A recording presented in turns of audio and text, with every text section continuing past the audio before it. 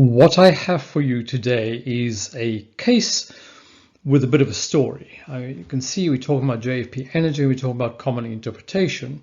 And common interpretation is a doctrine that I think is a very good one. I've discussed it extensively in my video on concentric services BV. And I wanted to go further on this. Now, in that video and here, this is what Klaus Vogel on double tax conventions say about common interpretations. Tax treaties are meant to allocate tax claims equally.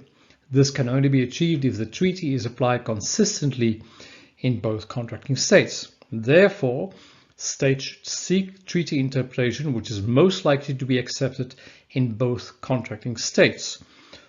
Courts, with applying a double tax treaty, take into consideration and evaluate merits of relevant decisions in the other contracting state. Now all of this makes a lot of sense, right? And Vogel goes on, and then it lists a number of other countries and say that they also do common interpretation. And it first of all talks about the Fothergill decision. And this is the landmark for common interpretation. It doesn't deal with tax treaties, it deals with travel treaty, but still it is a very clear, very recommendable case. I've also discussed this in a previous video. And then it mentions that the New Zealand Court of Appeal in the JFP Energy decision also applied common interpretation. So I was very curious about what the New Zealand judge said about common interpretation, and I came away a bit disappointed, but also maybe with a recommendation saying that this case should not be used for an example of how the New Zealand court applied common interpretation, but more for how it applied the Vienna Convention on the Law Treaties. So let's see what's going on. My comments are there are multiple references in tax literature to the JFP Energy case as an example of New Zealand, right? Applying the OECD commentaries. If you Google the JFP case, you get several references to that and to applying common interpretation. And I say, I don't think this decision is such a good example of either. It is more an example of the New Zealand applying the Vienna Convention on Law of Treaties. And the question is whether these authors have actually read the case when they refer to it, right? A 10-second commercial. If you want to learn more about international taxation or transfer pricing, or treat yourself to an all-round update, or if you want your team to learn or stay updated, please visit my online courses. So let's talk about the case. This is about a drilling rig. US company JFP Energy Inc. had a PE in New Zealand, and it had a drilling rig, the JFP 11 that you see here on this picture, which was a jackup rig which drilled in New Zealand. And you had 20 employees from the US that were sent to the PE to assist. They were higher management with regard to the drilling in the US. So the court says the case concerns the liability of New Zealand tax of a group of 20 US resident employees of the respondent, JFP Energy Inc. They were engaged as senior personnel on mobile offshore drilling rig known as JFP 11 operating offshore from Plymouth. Now what happened here is the court said JFP should have withheld taxes for these 20 employees, and it didn't, and therefore it got an assessment, right? The men concerned worked 28-day shifts on the rig, succeeded by 28 days back at home in the US, where they also had certain responsibilities to the company and were on call if needed on company business. Now they worked from March 86 to November 86. That's hard. That's just over 6 months, right? And then half the time they were not there. So you know a couple of things. The first is they don't make the 183-day rule. The second one is they did work in the US, right? But they also worked for PE, not a company. So we left with letter C of the treaty. And then, you know, in case one wonders whether there has been a PE, there has been, because here you can see from the New Zealand Government Gazette, notice that JFP Energy will close down the PE. And this was done in 97. I'm assuming here that this PE was already registered in 86. It was in any case not in dispute before the court whether there was a PE, yes or no. It was only whether the salaries were borne by the PE. Now, if we look at the treaty between the US and New Zealand, it is pretty straightforward. It says wages derived by a resident of a contracting state, so the US, shall be taxable only in that state unless the employment is exercised in the other state, i.e. New Zealand. And then comes the familiar paragraph 2. Notwithstanding the provision of paragraph 1, remuneration derived by a resident of the US shall be taxable only in the US if the remuneration is not borne by a PE in New Zealand, right? And then when we look at the facts, the court says neither in his financial accounts nor in his tax accounts was the remuneration treated as an expenditure of the PE.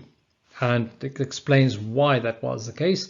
Even without regard to those labour costs, the PE in New Zealand yielded a substantial tax loss for New Zealand income tax purposes. So even if they did allocate the salary costs, they would never have been able to deduct that in the US. All right. And then the court goes on to say, as the Chief Justice observed, so that was the court of first instance, and we entirely agree, if the payment of wages were not made by the New Zealand PE in any factual sense, then the company is not obliged to present its accounts in a manner which reflects the contrary position. Right? So it didn't have to book these wages in the PE, is what the court says.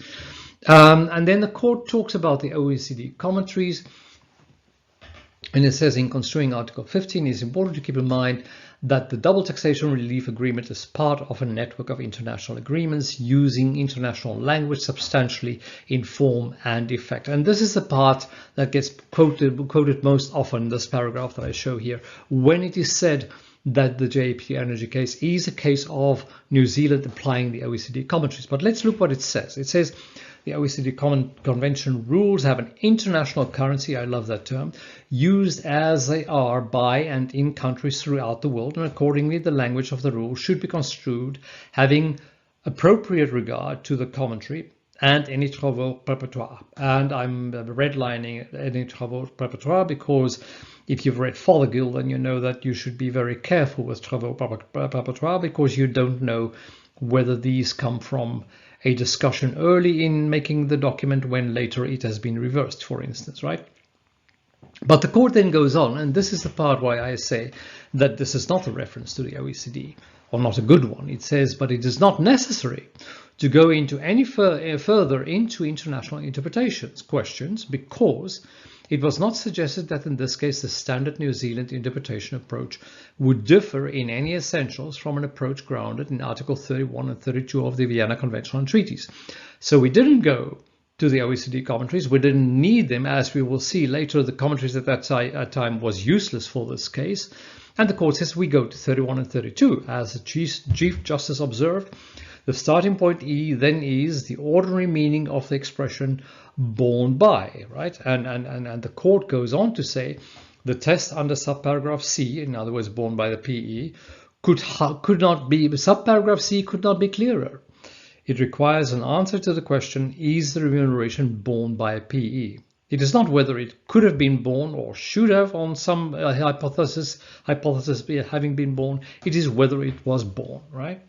So actually the court rejects the OECD commentaries here. There's no need to follow them, and it follows the Vienna Convention on the Law of Treaties. And then it goes on to say, the Commissioner's submission that borne by the PE meant properly attributable to the PE would deprive those words of any effective force.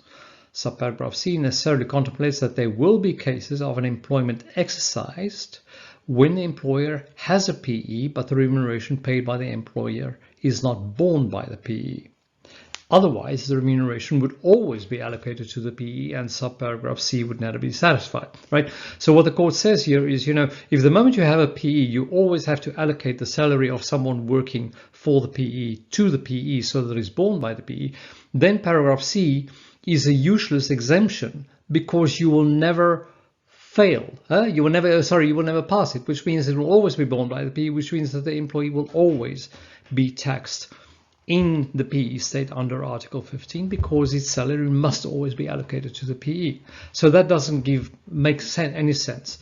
I think, however, what the court misses here, that the paragraph 15.2c was written quite a while before the allocation of profits to PEs came to fruition, especially under the AOA, right? So it wasn't really a matter of that this interpretation was the only one of 15.2c. It was simply a matter of that the TP aspects of PEs back in 1990, when the decision was made, were far from clear, which is why the OECD actually made the AOA.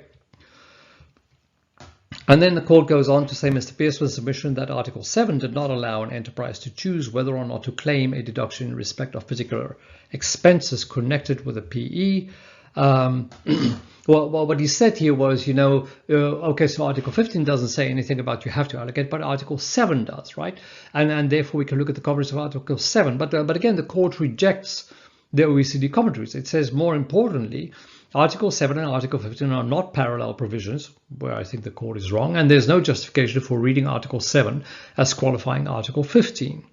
The respective subject matters are essentially different in nature: business profits under Article 7 and employment income under Article 15, and the taxpayers are different persons. Now, we will see in later commentaries that the OECD very clearly disagrees with this, but at that time, the judge could not have known better, at least not on the basis of what the commentary said.